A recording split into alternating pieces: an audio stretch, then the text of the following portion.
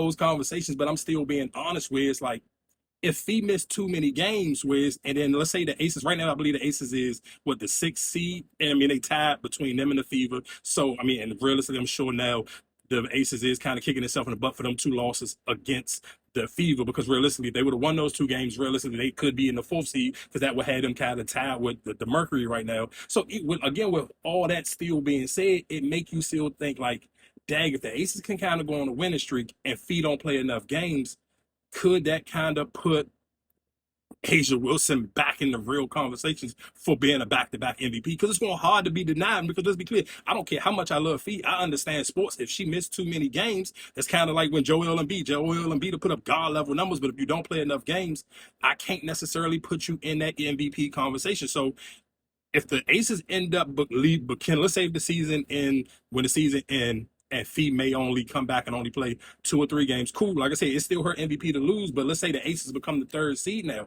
I don't necessarily know if the Aces become the third or fourth seed, and especially to a point at one point in time they wasn't even above 500 team, and they climb all the way back up and kind of turn it around.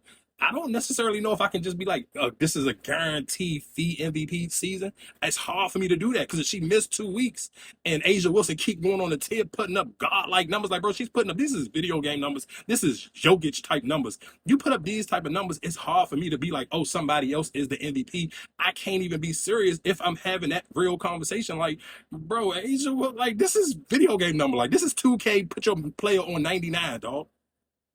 Like, let's think about it. I don't care if people sitting here saying this is a Connecticut Sun. Cool, Tina Charles still playing on that team. Tina Charles is the second leading scorer of all time in the WNBA.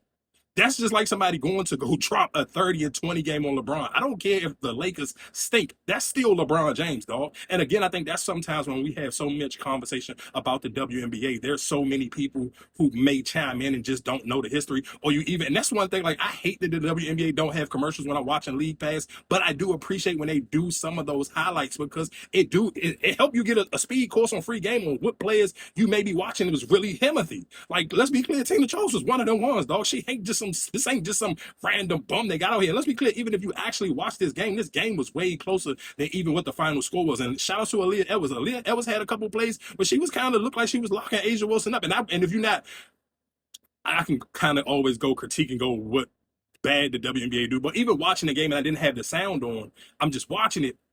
You kind of don't even realize how crazy the points is because it's not coming across the screen or nothing. They're not sitting here telling you kind of what to watch for. So you see certain plays where I'm like, oh, Aaliyah, that was kind of doing her thing. She kind of putting in some work. Like, even in that little play right there, you seen her almost strip Asia. So it's kind of just like, don't make it seem like, oh, this is just the Connecticut Sun, so this was just a free lunch